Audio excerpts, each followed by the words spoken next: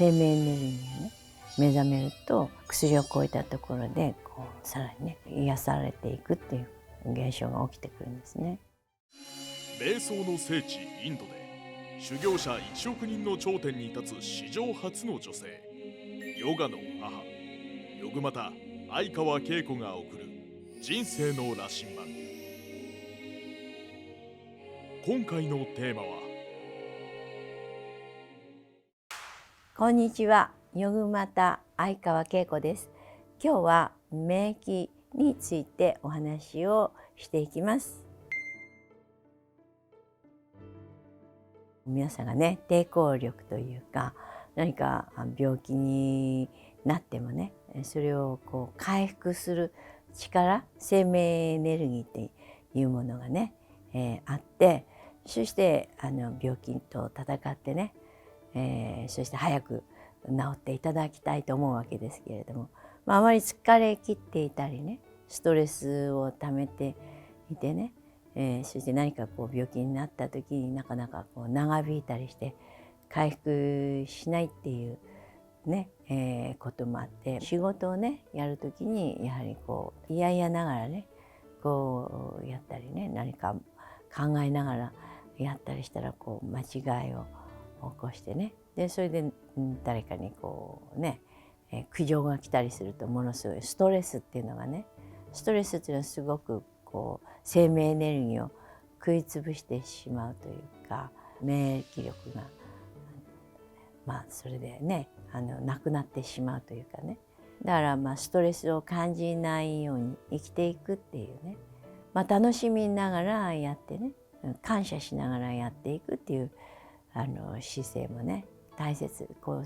嫌だなって思うんじゃなくて、やっぱしそれによって考える力が身についたり、あるいは継続する持続力が身についたり、集中力が身につくかもしれませんのでね、なんかエネルギーが消耗して疲れちゃうっていうことでなくて、そういうことをやってなんか物事をね克服する力にもなってるでしょうし、問題点にあってもね、困ったっていうことじゃなくて、これで学びをいただいてるんだなっていうふうな肯定的な気持ちでそれに向かい合っていくとね、エネルギーの消耗が少なくね、免疫力が増大するというか減らないでね、回復力も強くなると思うんですね。神経が歪んでいたりね、体の骨格が歪んでいたり、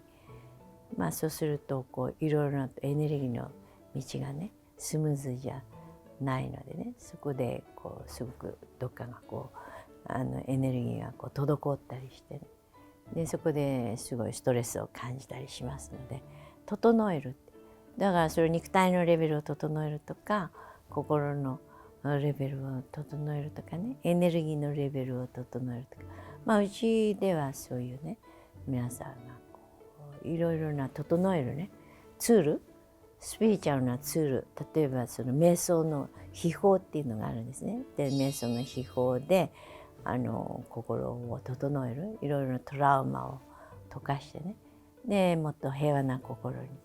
なるっていうね。だからそれ例えばいろいろ過去を思い出して理解をしてね、そして否定的なものは手放してね、感謝に変えていくみたいな。何か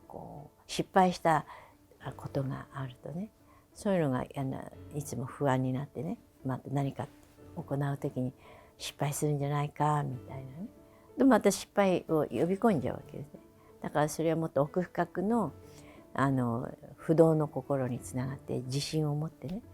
でそこからパワーいただきながらやると知恵が湧いて正しく対処できてね、そして成功に導かれるってことで、ストレス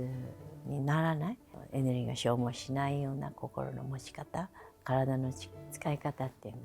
のをね学んでいただいて、で内側のそういう、消耗するようなねトラウマとかね、あるいは歪んだものを浄化してね、そのエネルギーを高次元のね存在と一体にしてすごくクオリティの高いエネルギーに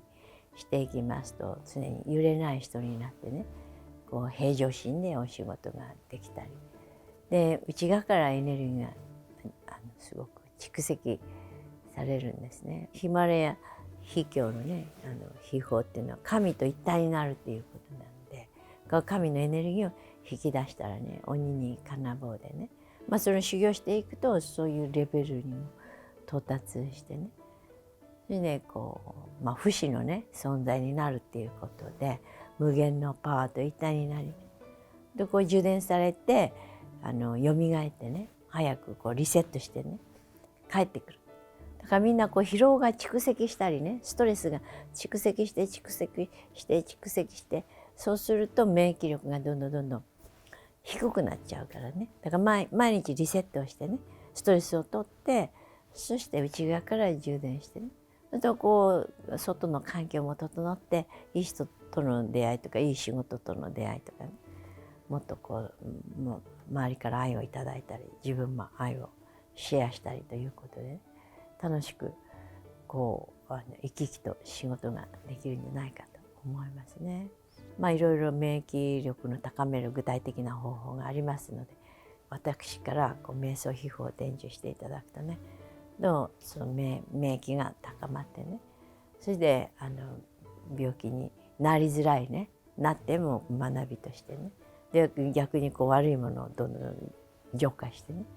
で生まれ変わるっていうふうなね、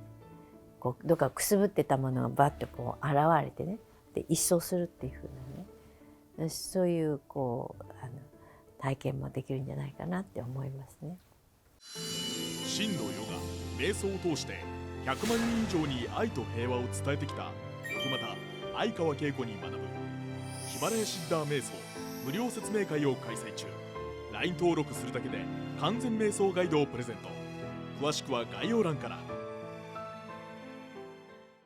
免疫ってそもそも自分の内なるエネルギーが源だったりはするじゃないですか。瞑想を取り入れることでそこが本来の姿を取り戻すというか、最大の効果を発揮できるっていう認識でよろしいですか？そうですね、最大の効果っていうか、そこから、私たちはやってきて、そこのエネルギーをいただいて増殖して大きくなってきてね、そういう力がないと本当に再生能力っていうのが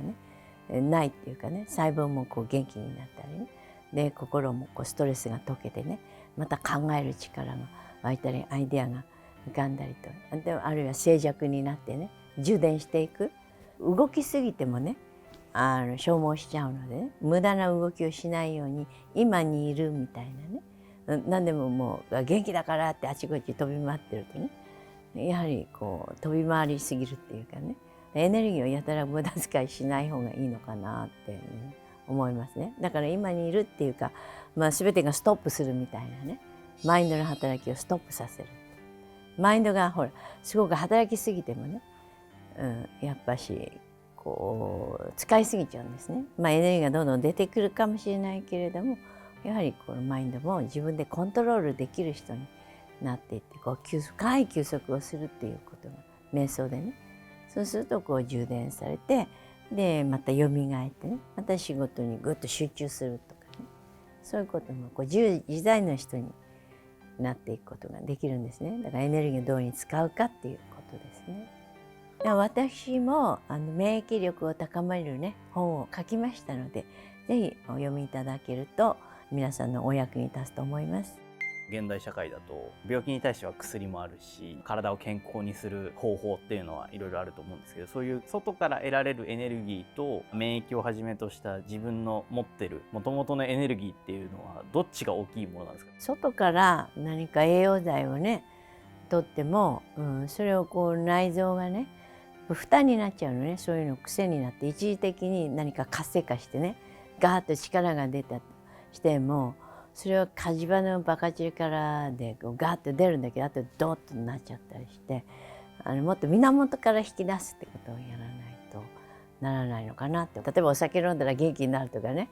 でその時だけわーって騒いだりしてね、元気なふりしててもね、やっぱし根源からのパワーじゃないからね、なんか肝臓がやられたりとかいろいろなんか副作用があるんじゃないかと。で